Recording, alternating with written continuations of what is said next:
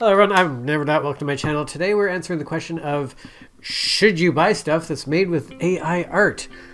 Now, recently, I think we all know this, but AI art is so easy to produce. Getting into video with Sora AI, that's terrifying. But right now we're just talking about the two-dimensional art. And there are various fields that this is sort of creeping into.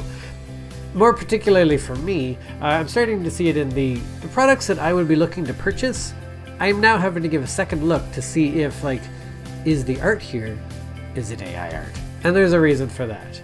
I buy things like board games, not so much art, which I should because I'm an artist, books as well. And these are all things that I really do expect to be human-made.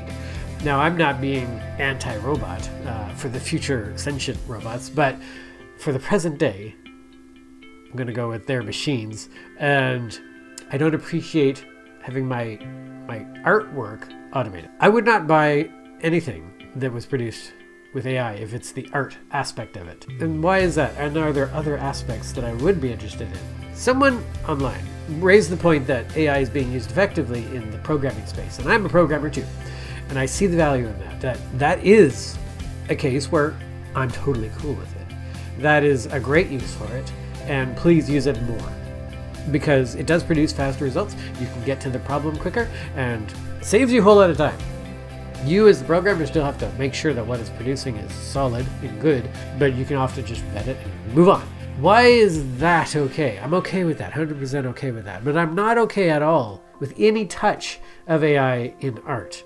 If I see a board game, card art, little suspicious, little weird, little hands growing off of the wrong part of the body or something, cues me off that it's AI art, whole project just becomes completely uninteresting. I saw a project that I was looking at backing on Kickstarter and looked really good, but then, yeah, some of the art styles between the different cards, not super consistent, a little bit inconsistent, and it did have that polish of AI art, and I started to wonder, then I start seeing little things disconnected, and then you start looking at typography, because AI is bad at that right now.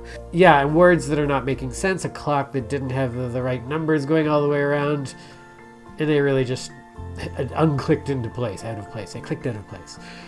It was all AI generated art. And this person had just very quickly thrown together a bunch of pics from the AI art generator, threw it together as cards.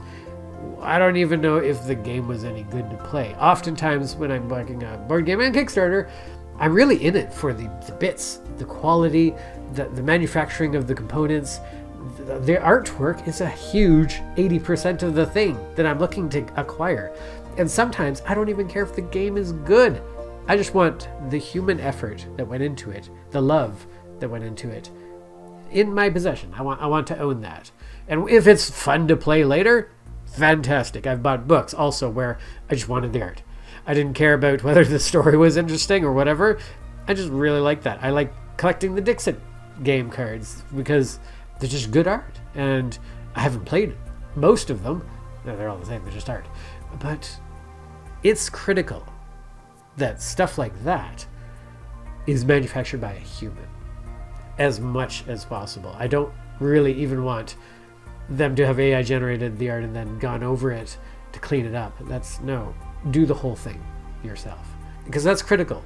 Even before AI hit the scene, and if we're talking about computer production processes, if I started to notice that there's any kind of automation, removing the artist and the human from the picture, it lowers my interest in contributing towards it or benefit, backing it or whatever. Because there is something different about a person taking the effort to make something, to craft something, than it is for just a machine to pop it out. Even if it's the exact same quality, even if the machine one is way, way better, knowing that a person put this together in some way, creatively, that makes the world of difference.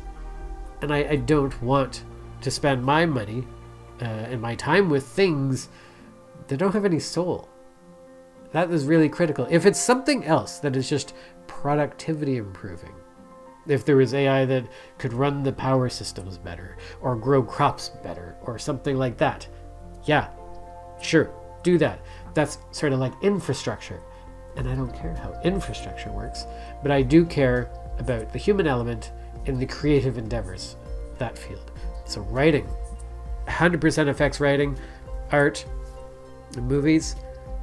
I can see AI assisting movie development. There are a lot of things that would benefit from that. As someone who wants to do some animation, 2D animation, one of the tedious things that I have to do is lip syncing. I would be okay with having an AI do the lip sync for me, where it picks the frame. I draw the little mouths, but then I just tell it to go match this up with the audio, please, because I can do it, but I don't want to. And that one I'm okay with. That is something where the artist has full control, but then an AI is just doing some of the grunt work, but not really the creative work. As long as it's routine, predictable, same general outcome, I mean, it's better if it's better, actually. That's okay. I don't mind AI doing that. But yeah, the art, no. Gosh, no. I can't accept it. And in the future, this will get better and better to the point where we won't know. We absolutely won't know. Technically, we have that a bit. Sometimes you can have photography.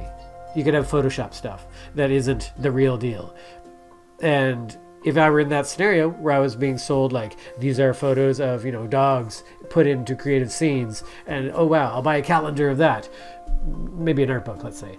If I were to later find out that those dogs were just photoshopped in and props photoshopped on top of their heads and whatnot, that would suck the life out of that product, and I would not value it anymore. And I wouldn't buy it.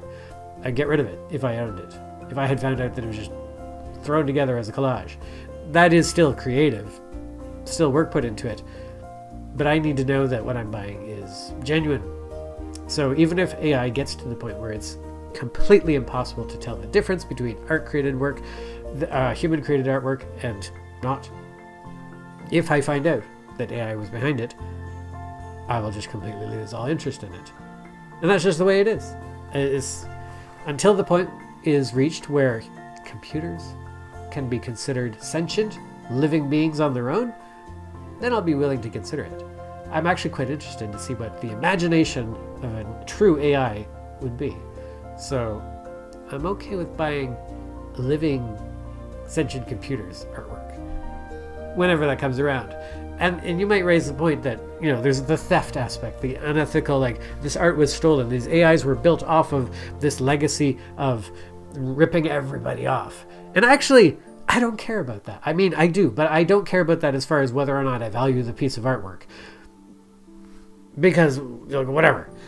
All artists have done that. We have all consumed copyrighted work without granting any kind of payments to the artist, and then we've developed our skills based off of that. Now, obviously, AIs are mass harvesting it at a degree unheard of, and they're producing results that can just overwhelm us.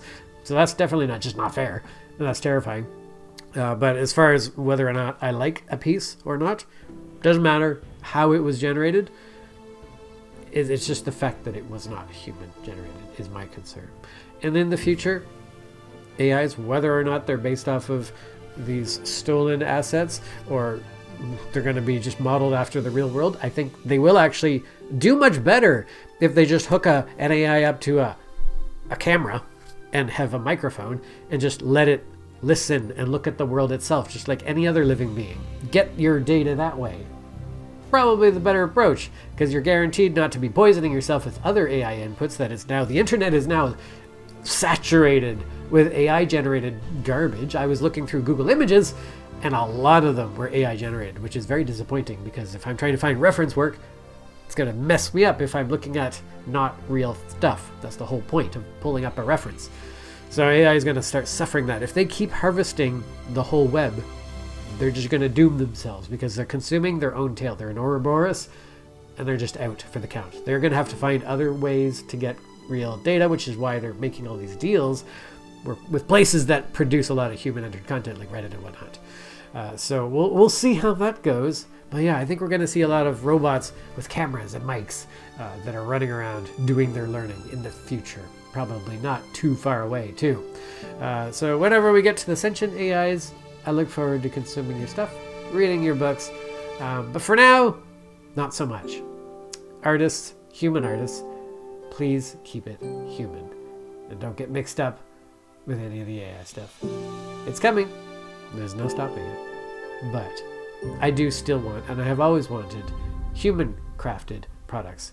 Even when mass-market machining things are entirely possible and more economical, I will always, often, go for the human-created things. Thank you guys so much for watching this video. Leave your comments below as to what you think. Would you buy a board game that had AI-generated art? Would you get a book that was an AI art book? And that kind of thing. Do you buy AI-written novels? Is that something that you will consume? And why or why not? I will see you guys next time. Keep it real, human real. Bye!